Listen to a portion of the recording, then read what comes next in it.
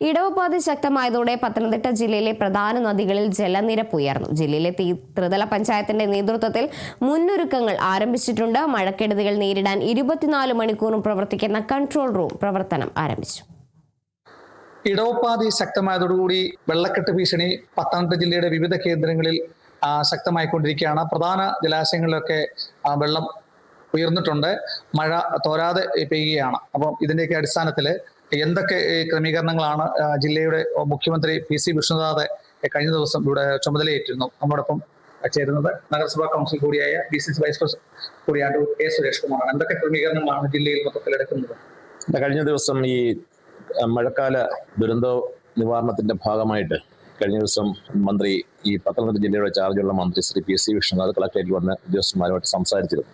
ഞാൻ മനസ്സിലാക്കിയിടത്തോളം അടിയന്തര പ്രാധാന്യത്തോടുകൂടി ഈ ദുരന്ത നിവാരണത്തിന് വേണ്ടിയുള്ള ക്രമീകരണങ്ങൾ സർക്കാർ ഏറ്റെടുക്കാൻ വേണ്ടിയുള്ള ക്രമീകരണങ്ങൾ ചെയ്തിട്ടാണ് അദ്ദേഹം പോയതെന്നാണ് മനസ്സിലാക്കുന്നത്. നമുക്കറിയാം, പത്തനംതിട്ട ജില്ലയിലെ പ്രധാനപ്പെട്ട ചില നദികളുണ്ട്. ആ നദികളിൽ മഴക്കാലമായി കഴിഞ്ഞാൽ വെള്ളപ്പൊക്കം ഉണ്ടാവും. ആ വെള്ളപ്പൊക്കം ഉണ്ടാകുമ്പോൾ അതിൻ്റെ കരയിൽ താമസിക്കുന്ന നൂറുകണക്കിന് ജനങ്ങൾക്ക് വലിയ ബുദ്ധിമുട്ടായി മാറും. വീടുകളിൽ വെള്ളം കയറും. അപ്പോൾ അവരെ മാറ്റി പാർപ്പിക്കാനുള്ള ക്യാമ്പുകൾ തുറക്കേണ്ടതായിട്ടുണ്ട്. അതോടൊപ്പം തന്നെ അവർക്ക് ആവശ്യമായ ഭക്ഷണ സാധനങ്ങൾ ചെയ്യേണ്ടതായിട്ടുണ്ട്. അപകടങ്ങൾ ഉണ്ടായാൽ ആ പ്രശ്നങ്ങൾ പരിഹരിക്കാൻ വേണ്ടി ഫയർഫോഴ്സും പോലീസും ഉൾപ്പെടെയുള്ള സുരക്ഷാ ക്രമീകരണങ്ങൾ ചെയ്യേണ്ട ഉദ്യോഗസ്ഥന്മാരുടെ യോഗം ഉൾപ്പെടെ അദ്ദേഹം വിളിച്ചതായിട്ടാണ് ഞാൻ മനസ്സിലാക്കുന്നത്. അപ്പൊ അത്തരത്തിൽ കാര്യങ്ങൾ ചെയ്ത് ഈ ജില്ലയിൽ ഒരിടത്തും ഇത്തരത്തിൽ ഈ കാലവർഷം കനക്കുന്ന സമയത്ത് പ്രശ്നങ്ങൾ ഉണ്ടാകാതിരിക്കാനുള്ള ക്രമീകരണങ്ങളാണ് സർക്കാരും അതോടൊപ്പം തന്നെ നമ്മുടെ ജനപ്രതിനിധികളും എല്ലാം ചെയ്തുകൊണ്ടിരിക്കുന്നത്. നമ്മുടെ ജില്ലയിലെ എല്ലാ പഞ്ചായത്തുകളിലും മുനിസിപ്പാലിറ്റികളിലും ഇതിനുള്ള ക്രമീകരണങ്ങൾ ചെയ്തുകൊണ്ടിരിക്കുകയാണ്. കഴിഞ്ഞ ദിവസം പത്തനംതിട്ടയിൽ ബഹുമാനപ്പെട്ട നഗരസഭാ ചെയർപേഴ്സൺ ശ്രീമതി സിന്ധു അനിൽ അതിനുവേണ്ടി പ്രത്യേകമായ ഒരു യോഗം തന്നെ വിളിച്ചിരുന്നു. ആ യോഗത്തിൽ നിരവധി തീരുമാനങ്ങൾ എടുത്തിട്ടുണ്ട്. അത് അവര് അതിനെക്കുറിച്ച് വിശദീകരിക്കും. മഴക്കാല കെടുതിയുടെ ഭാഗമായി നമ്മുടെ ഫയർഫോഴ്സിനെ, സ്റ്റാൻഡിംഗ് കമ്മിറ്റികൾ, അങ്ങനെയുള്ള എല്ലാ ഉദ്യോഗസ്ഥരെയും വിളിച്ചു കൂട്ടിക്കൊണ്ട് നമ്മൾ അതിന് വേണ്ട തീരുമാനങ്ങൾ എടുത്തു. നമ്മൾ ആദ്യമേ തന്നെ നമ്മളെ PWD ഉണ്ടായിരുന്നു, വാട്ടർ അതോറിറ്റി ഉണ്ടായിരുന്നു, ഫയർഫോഴ്സ് ഉണ്ടായിരുന്നു. അങ്ങനെ ഉള്ളവരെ എല്ലാം വിളിച്ചു കൂട്ടിക്കൊണ്ട് തന്നെ നമ്മള് ജനങ്ങൾക്ക് ബുദ്ധിമുട്ടില്ലാത്ത രീതിയിൽ, മഴക്കാലവുമായി ബന്ധപ്പെട്ട് ജനങ്ങൾക്ക് ബുദ്ധിമുട്ട് വരാത്ത രീതിയിൽ എന്തെല്ലാം പ്രവർത്തനങ്ങൾ ചെയ്യണമെന്നുള്ളത് കമ്മിറ്റി നമ്മൾ തീരുമാനമെടുത്തു. അപ്പൊ അത്തരത്തിൽ തീരുമാനങ്ങൾ എടുത്ത് വളരെ നേരത്തെ, കാരണം ഈ കാലവർഷം കനക്കുമ്പോൾ നദികളിൽ വെള്ളം പെരുകുന്നതിന് മുമ്പ് തന്നെ ഈ ക്രമീകരണങ്ങൾ ചെയ്താലുള്ള ഗുണം എന്താണെന്ന് വെച്ച് കഴിഞ്ഞാൽ എന്തെങ്കിലും പ്രശ്നം ഉണ്ടെങ്കിൽ അപ്പോൾ തന്നെ ആ പ്രശ്നങ്ങൾക്ക് പരിഹാരം ഉണ്ടാക്കാൻ സാധിക്കും. അതോടൊപ്പം തന്നെ അവർക്ക് ആവശ്യമായ ഭക്ഷ്യവസ്തുക്കൾ, വസ്ത്രം തുടങ്ങിയ കാര്യങ്ങളൊക്കെ അടിസ്ഥാന സൗകര്യങ്ങൾ ചെയ്യാനുള്ള ക്രമീകരണങ്ങൾ ആവശ്യമുണ്ട്. അതോടൊപ്പം ഈ വെള്ളക്കെട്ട് ഉണ്ടാകുന്ന സ്ഥലങ്ങളിൽ അപകടങ്ങൾ ഉണ്ടാകാൻ സാധ്യതയുണ്ട്. ഇപ്പൊ ആ പാറമടകളിൽ വെള്ളം പെരുകി കിടക്കുമ്പോൾ കുഞ്ഞുങ്ങളൊക്കെ അവിടെ പോവുകയും കുഞ്ഞുങ്ങൾ മാത്രമല്ല പല ആളുകൾക്കും പോയി അപകടങ്ങൾ ഉണ്ടാകാറുണ്ട്.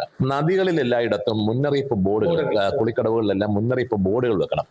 അത് പല സ്ഥലങ്ങളിലൊക്കെ വെച്ചിട്ടുണ്ട്. പല സ്ഥലങ്ങളിലും നിരവധി ആളുകൾ മരിക്കുന്ന കുളിക്കടവ്, ഇപ്പൊ കല്ലറക്കടവ് പോലെയുള്ള സ്ഥലങ്ങളിലൊക്കെ കുളിക്കടവിൽ മുന്നറിയിപ്പ് ബോർഡ് വെച്ചെങ്കിലും സ്കൂളുകളിൽ നിന്നും കുട്ടികള് അധ്യാപകരറിയാതെ അവർ ഇന്റർവെൽ സമയത്ത് ഇറങ്ങി പോകുന്നുണ്ട്. അത് പ്രത്യേകമായി ശ്രദ്ധിക്കാൻ അധ്യാപകർ തയ്യാറാകണം. കുഞ്ഞുങ്ങൾ ആരും തന്നെ പോകുമ്പോൾ അത് വീട്ടിൽ അറിയിക്കുവാനുള്ള ക്രമീകരണങ്ങൾ ഉണ്ടാകണം. ഇങ്ങനെയുള്ള നിരവധി കാര്യങ്ങൾ ചെയ്തെങ്കിൽ മാത്രമേ നമുക്ക് ഈ ദുരന്ത നിവാരണവുമായി ബന്ധപ്പെട്ട പ്രശ്നങ്ങൾ തീർക്കാൻ കഴിയുള്ളൂ. നഗരസഭ എടുത്തിരിക്കുന്ന തീരുമാനങ്ങൾ നഗരസഭ ചെയർപേഴ്സൺ ശ്രീമതി സിന്ധു അനിൽ അത് വിശദീകരിക്കുക. ഒരുവിധപ്പെട്ട എല്ലാ തീരുമാനങ്ങളും മുനിസിപ്പാലിറ്റി എടുത്തിട്ടുണ്ട്. അതാണ് അതുപോലെ തന്നെ നമ്മുടെ സ്റ്റാൻഡിംഗ് കമ്മിറ്റിയും മറ്റ് കൗൺസിലേഴ്സും ഒക്കെ അതിന് വേണ്ട നിർദ്ദേശങ്ങൾ തരികയും ആ നിർദ്ദേശങ്ങളൊക്കെ പാലിച്ചുകൊണ്ട് മുന്നോട്ട് പോകാനാണ് ദുരന്ത നിവാരണം 24 മണിക്കൂറും നമ്മുടെ ഇത് സജീവമായിട്ട് തന്നെയുണ്ട്. ആർക്കും വിളിച്ച് പരാതികൾ പറയാനുള്ള ഫോൺ നമ്പർ സൗകര്യം നമ്മൾ വേണ്ട തയ്യാറെടുപ്പുകളൊക്കെ എടുത്തിട്ടുണ്ട്. പിന്നെ ഈ വൈദ്യുതി പോസ്റ്റുകളിലേക്കുള്ള ടച്ചിങ്, പിന്നെ ഇഴജന്തുക്കളുടെയൊക്കെ ശല്യങ്ങളൊക്കെ